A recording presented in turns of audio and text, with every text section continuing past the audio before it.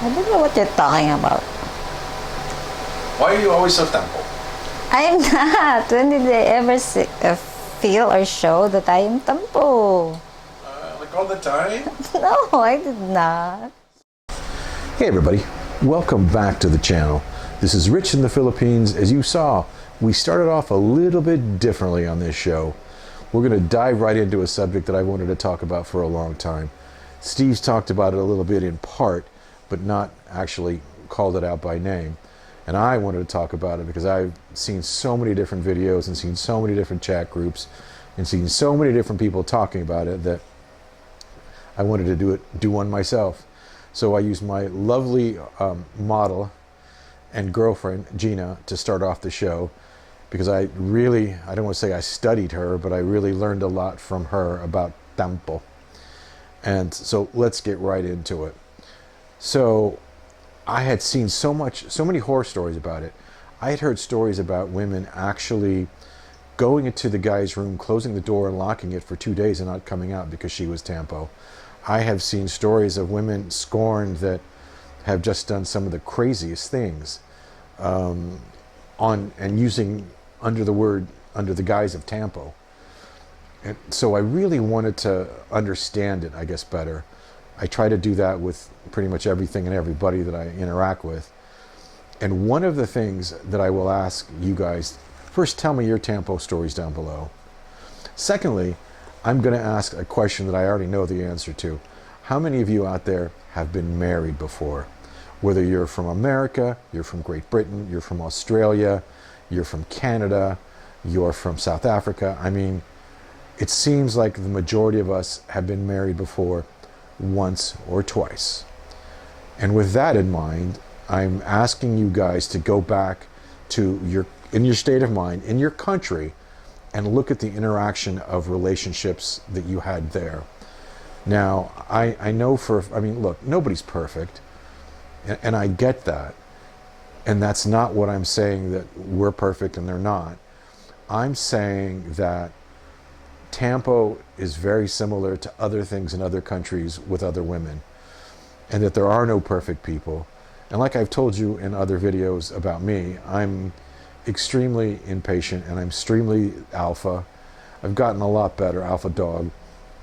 I've gotten a lot better on backing off on all that, especially since the last decade or so, I've changed careers. And what I've seen is when I've watched other people's videos that, there's a lot of different variations of Tampo. I feel I've been lucky, really, to be with somebody and have the variation that I've had. So I'm going to tell you of two stories of Tampo that I have. When I first came to Tagaytay, I actually stayed at a condo, and it was really a nice place on the 18th floor overlooking this beautiful greenery. But it was smallish. And so we had some cabinets and cupboards and had the food stacked up accordingly. Well, I had found some M&Ms at Robinson over in Tagaytay and bought them quickly and put them up, with some other snacks and treats. And I didn't think anything of it. So after about 2 days, I got pulled aside and I was asked. This looked me straight in the eye and said, "Are you hiding the snacks from me?" And I actually was kind of dumbfounded by that question. I'm like, "What?" It's like, "Yeah, are you hiding the snacks from me?" I'm like, "The snacks are right there. There's the stool right there. I'm not hiding anything. If you want the snacks, get the stool, grab the stool, grab the snacks." He said, "Well, I think that you're hiding the M&Ms from me." I'm like, "No, I'm not hiding the M&Ms from you. That's crazy. And if I was, you wouldn't see them if I was." And she laughed, and and we passed it by.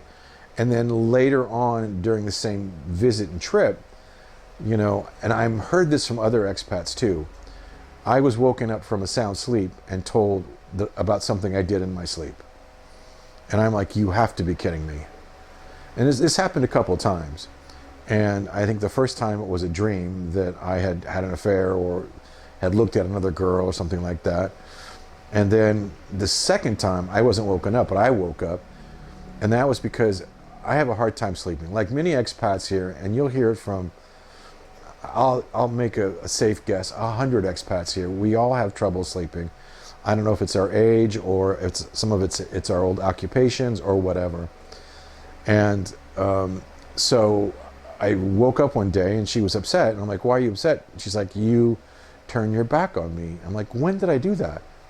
"In your sleep."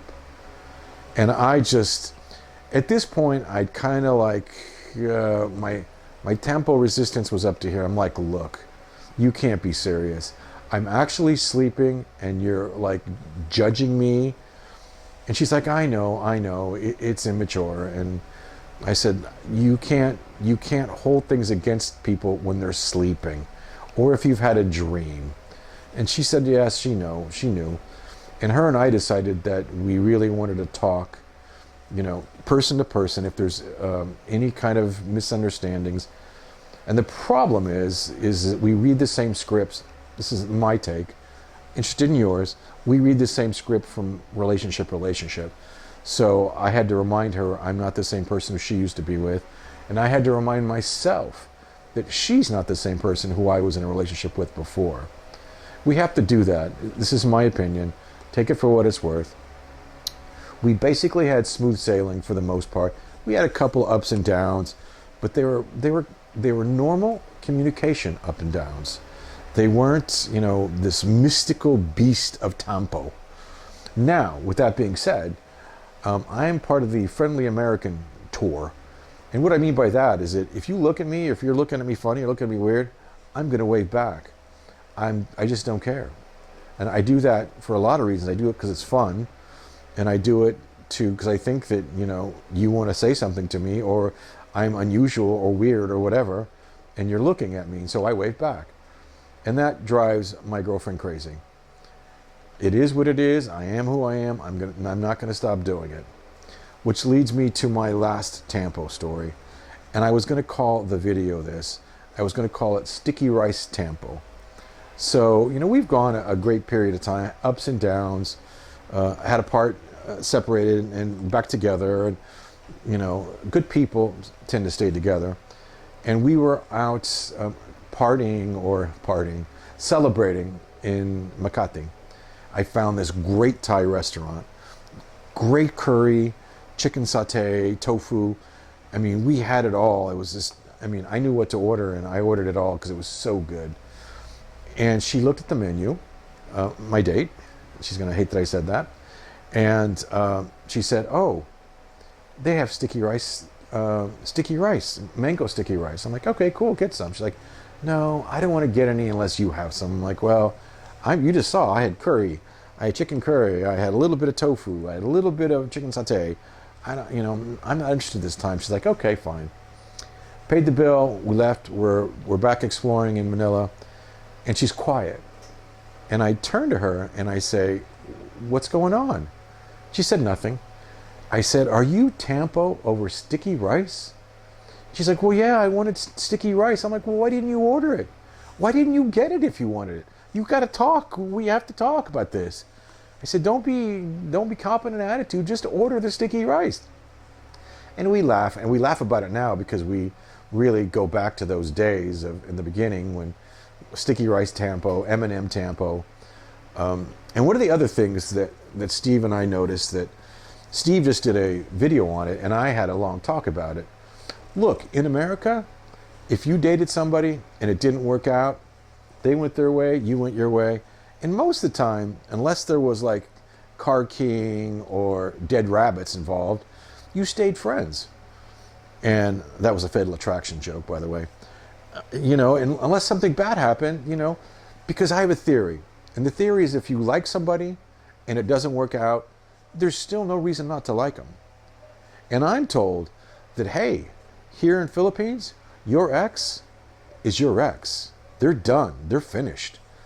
And I was told that, and I understand it. I get it, but I don't like it.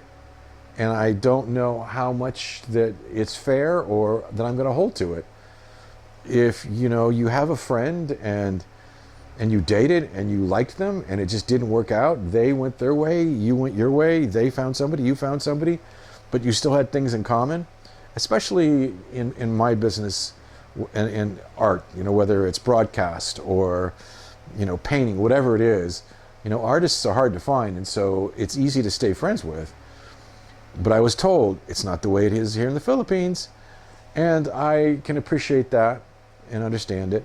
And in my closing, I'm going to say, look, it's all about communication, whether it's the Philippines or whether it's Thailand or whether it's, the Midwest or the West Coast. Everybody's different in every kind of way. But let me know what you think, your experiences, and your take on all this. This has been Rich in the Philippines. As always, thanks for your support. Oh, can you tell us about sticky rice, Tampo? Move on! Can you talk to us about M&M, Tampo? Move on! That was ages ago. Can you talk to us about punching your boyfriend in the testicles? I never did that. No? No. What if we had it on film of you punching him in the testicles? Show it to me then.